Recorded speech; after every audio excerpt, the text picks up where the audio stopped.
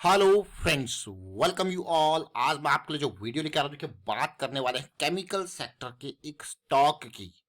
Chemical sector का stock भाई, जब नाम आता है केमिकल सेक्टर का तो बहुत सारे लोग वैसे ही इंटरेस्टेड हो जाते हैं स्टॉक में। अब आप कहोगे क्यों?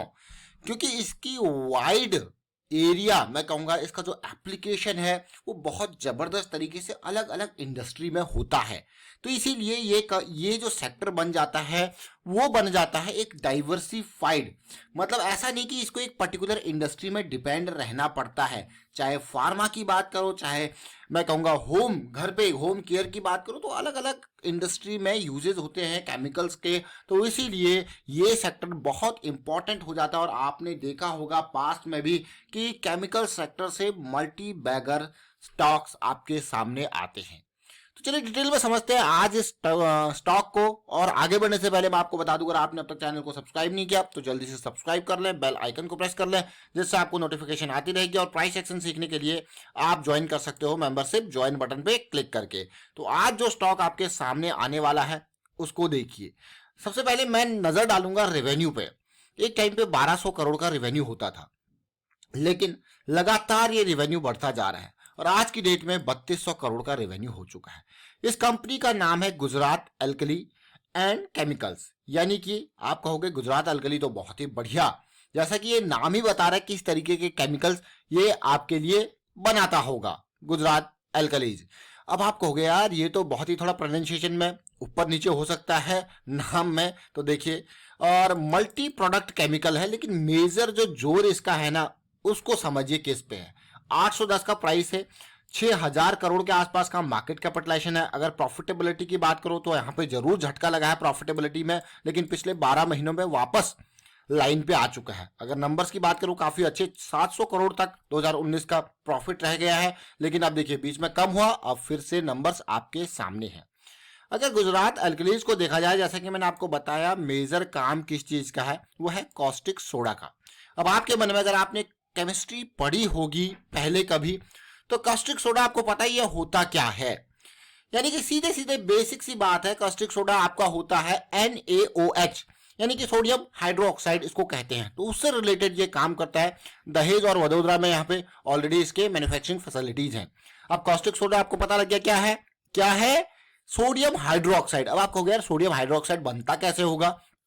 सिंपल सी बात है, जब सिंपल फॉर्म में बात की जाए, गुजरात का नाम आ रहा है तो भाई सोडियम कहाँ मिलेगा? भाई समंदर में सोडियम है, कैसे? नमक की फॉर्म में। नमक क्या है? NaCl। NaCl यानी कि सोडियम क्लोराइड, वहां से निकलेगा आपका सोडियम। बाकी क्या चाहिए? हाइड्रोक्साइड, पानी और ऑक्सीजन, यानी कि हाइड्रोजन और ऑक्सीजन से मिला हुआ NaOH हो गया। समझ रहे हो? तो भाई सोडियम क्लोराइड से सोडियम निकाल दो, इधर से हाइड्रोजनेशन वगैरह एंड ऑल उसमें डाल दो, भैया बन गया आपका सोडियम हाइड्रोक्साइड। बहुत ही सिंपल प्रोसेस है, सारा केमिकल प्रोसेस है। केमिस्ट्री में आपको याद दिला दिए भी क्लोरीन क्या है, Cl Na सोडियम। आपको हो गया यार, आप पीरियोडिक टेबल से नंबर उठा के भी बता दो, उसका क्या काम है, आपको बेसिक पूरी प्रोसेस आपको बता दी गई है।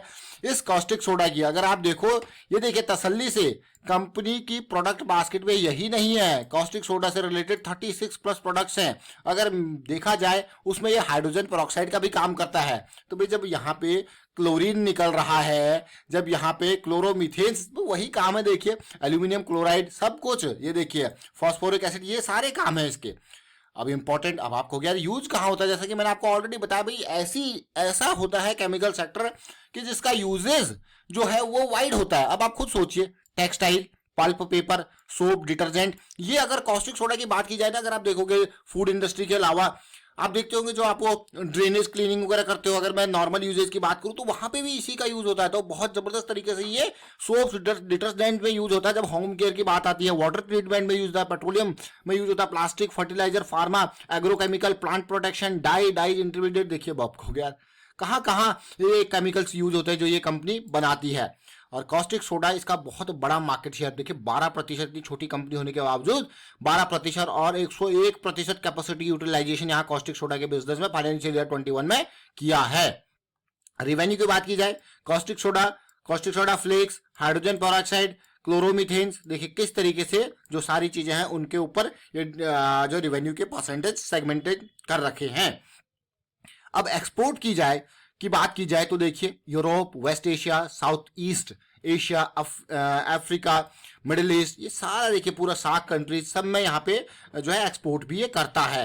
मैन्युफैक्चरिंग फैसिलिटीज हमने आपको ऑलरेडी बता दिया, लेकिन हाँ कैपेसिटी यहाँ पे इंक्रीज करनी पड़ेगी। ज्वाइंट वेंचर किसके साथ है देखिए, नेशनल एल्यूमिनियम कंपनी। अब आप कहोगे वाह, जरा सोचिए, नेशनल एल्यूमिनियम कंपनी के साथ भी इसका यार टाई अप है।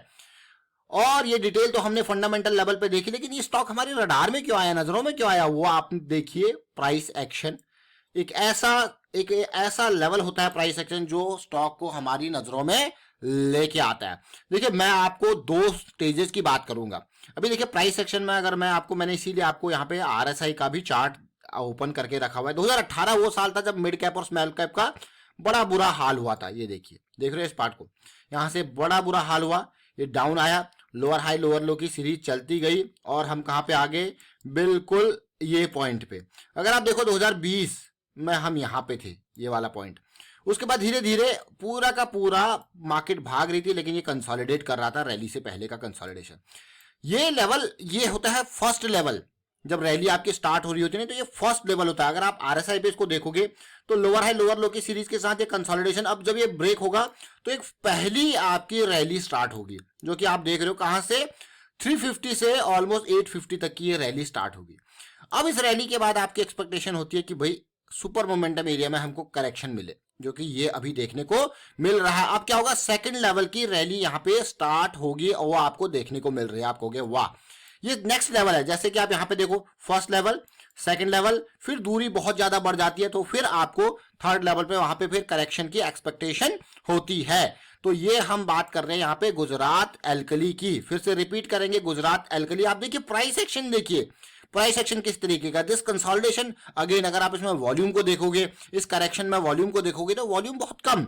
यही फायदा होता है इसको समझने का। अब चलते हैं वीकली चार्ट पे और समझने की कोशिश करते हैं। वीकली चार्ट पे समझने की कोशिश करते हैं कैसी सिचुएशन बन रही है। And you can just see, जैसे मैंने आपको कहा कि लेवल 1 और लेवल 2। लेवल 1 पे आप देख सकते हो कि कैसे यहाँ पे ये बेस का क्लियरेंस हुआ और उसके बाद फिर ये राइज आपको देखने को मिला धीरे धीरे, और ये फिर उसके बाद फुल राइज मैं कहूंगा। लेकिन अगर आप देखो इसके बाद ये करेक्शन आती है और उस करेक्शन को समझने की कोशिश कीजिए कि अब क्या हो रहा है। ये correction completely low volume correction है, इसको ध्यान में रखिए। लेकिन उससे पहले इस राइज ने आपको दिखाया कि किस तरीके से बड़ा वॉल्यूम जनरेट हुआ। इस फॉल को आप देखिए, राइज फॉल राइज, और उसके साथ साथ अब जो ये करेक्शन आई है, ऑल्दो अगर आप देखोगे तो 850 के लेवल से 540 550 के लेवल तक की आई है। देखिए ये रेंज आपको कम लग रही होगी, लेकिन एक हेल्दी करेक्शन, क्योंकि रैली बहुत जबरदस्त होती है तो उस हिसाब से एक हेल्दी करेक्शन होती है। एक प्राइस की टेंडेंसी होती है कि डिस्काउंटेड जोन में आने की वो कोशिश कर सकता है। वो डिस्काउंटेड जोन 50% से लेके 62% के अराउंड तक वो आने की कोशिश करता है। वो एक प्राइस की टेंडेंसी है। यही तो प्राइस एक्शन है जो हम फिब लेवल्स में देखते हैं। और फिर जब वो रिजॉल्व होता है तो फिर आपको मिलता है नेक्स्ट लेवल, जो कि अब यहाँ पे गुजरात अल्कली में उसी की तैयारी हो रही है। और वापस हम सुपर मोमेंटम एरिया में आ गए हैं और इस एरिया में आप ब्रेकआउट के नियर हैं। ब्रेकआउट के बाद पुल बैक, अगला स्टेप, और अब 800 से कहां की तैयारी है, सीधे बड़ी रैली की तैयारी हो रही है। ये वीकली चार्ट है। एंड नाउ हम एक और कोशिश करते हैं डेली चार्ट पे जाके समझने की।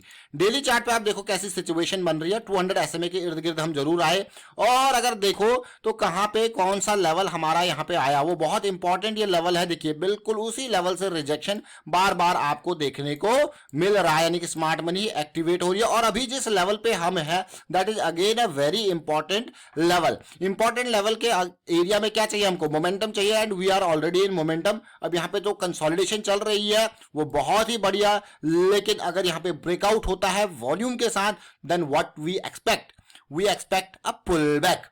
वो पुल बैक कैसे, मान लो ये आपकी एक रेंज है, इस रेंज में धीरे धीरे करके ये जाता है ऊपर, और जाने के साथ साथ यहाँ पे ब्रेकआउट होता है तो फिर क्या आता है यहाँ पे पुल बैक। तो एक वो लो रिस्क की अपॉर्चुनिटी वो पुल बैक भी आपको देता है। तो ये गुजरात अल्कली के बारे में हमने काफी डिटेल में चर्चा की थी, और इस प्राइस एक्शन की पूरी सीरीज को मैं आपको यही कहूंगा, इसको देखिए और समझिए। आपके लिए ऑलरेडी ये प्राइस एक्शन की सीरीज रेडी है, बस आपको ज्वाइन बटन पे क्लिक करना है, और ज्वाइन बटन पे क्लिक करके यहाँ पे सारी चीजें, चाहे up trend, down trend, multi time frame analysis, trend reversal, candle किस तरीके से ब्रेकआउट्स है, ब्रेकडाउन है, रेंजेस किस तरीके से ब्रेक हो रही है, ऑप्शन ट्रेडिंग के बारे में काफी डिटेल में चर्चा कर रखी है। आप इनको देखिए, समझिए और प्रैक्टिस करना इंपॉर्टेंट है। प्रैक्टिस करते रहिए, साथ में रिस्क को भी मैनेज करते रहिए। Thank you for watching the video.